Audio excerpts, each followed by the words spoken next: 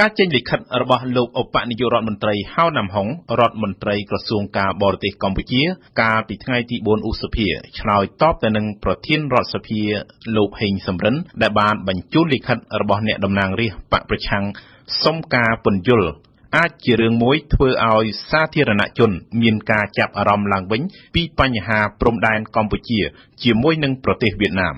ចាប់អារម្មណ៍ដោយសារចំណុចទី2និងចំណុចទី3នៃការលើកឡើងរបស់លោកហៅណាំហុងដែលថាពលរដ្ឋកម្ពុជាបានកាន់កាប់ជាក់ស្ដែងចំនួន100ហិកតាចូលដីវៀតណាមគណៈកម្មការព្រំដែនក៏បានឯកភាពជាមួយនឹងភាគីវៀតណាមកែសម្រួលព្រំដែនដែលនៅចន្លោះបង្គោល94និង95ទៅតាមព្រំដែនដែលប្រជាជនយើងបានកាន់កាប់ជាក់ស្ដែងស្របតាម MOU ឆ្នាំ2011ចំណុចចុងក្រោយមួយទៀតគឺនៅពេលថ្មីនេះក្នុងឆ្នាំ2015ពលរដ្ឋយើងបានដាំដំណាំចូលដីវៀតណាមចំនួន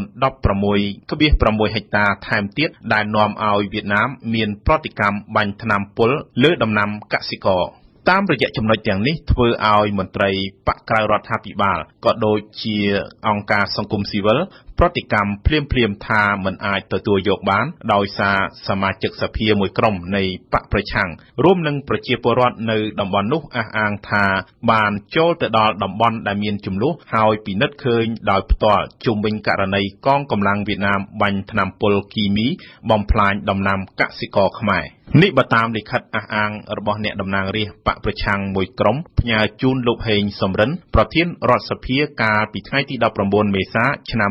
2015កន្លងទៅនេះតើនេះគឺជាការបង្កាត់ភ្លើងស្ដីពីបញ្ហាព្រំដែនឬក៏ជាការឈឺឆ្អាលរបស់អ្នកតំណាងរាស្ត្រដែលមានការចាប់អារម្មណ៍ខ្ពស់ទៅលើអធិបតេយ្យជាតិនៅពេលដែលមានការអះអាងផ្សេងគ្នាដូចនេះប្រសិនបើបង្វិលរឿងនេះទៅជាបញ្ហានយោបាយវិញនោះវានឹងជាការបន្ថែមអុសស្ងួតទៅក្នុងរងើកភ្លើងដែលកំពុងផ្ងំបាយនៅក្តៅងងឹមនៅឡើយហើយវាអាចមានចំហេះឡើងវិញបន្ថែមពីលើនេះបទពិសោធន៍កន្លងមកកាលពីឆ្នាំ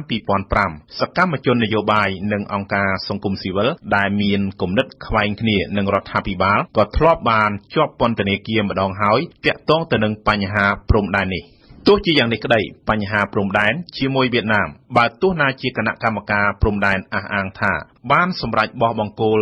80% ទៅហើយក្តីហើយនាយករដ្ឋមន្ត្រីធ្លាប់បានលើកឡើងអស់រយៈពេល5ម៉ោងកន្លះម្ដងហើយនៅក្នុងរដ្ឋសភាអាណត្តិមុនក៏ប៉ុន្តែមកទល់ពេលនេះក៏នៅតែមានលេចចេញនៅភាពស្រពេចស្រពិលដដែលស្រពេចស្រពិលត្រង់មានការលើកឡើងថាការដាំដំណាំចូលទៅក្នុងទឹកដីវៀតណាមរហូតទៅដល់ជាង16ហិកតាហើយភាគីវៀតណាមយល់ព្រមឲ្យធ្វើកន្លងមកដែលនេះមានមតិមួយចំនួនលើកឡើងថាមិនគួរឲ្យជឿក៏ប៉ុន្តែបន្ថែមពីលើលិខិតរបស់រដ្ឋមន្ត្រីការបរទេសគណៈកម្មការព្រំដែនកម្ពុជាបានពន្យល់ពីលក្ខណៈបច្ចេកទេសជាច្រើនពាក់ព័ន្ធទៅនឹងហេតុការណ៍ដែលបានកើតឡើងនៅពេលនេះគេអាចកត់សម្គាល់ថាការពន្យល់ជាផ្លូវការទាក់ទងទៅនឹងព្រំដែនបានកើតឡើងនៅពេលដែលមានបញ្ហាលើកឡើងម្ដងដូចជានៅពេលនេះជាដើមក៏ប៉ុន្តែការណែនាំនិងផ្សព្វផ្សាយដល់អាជ្ញាធរមូលដ្ឋាននិងប្រជាជនដែលរស់នៅតាមតំបន់ព្រំដែនហាក់ដូចជាមិនមានការពន្យល់ច្បាស់លាស់ពីលក្ខណៈភូមិសាស្ត្រ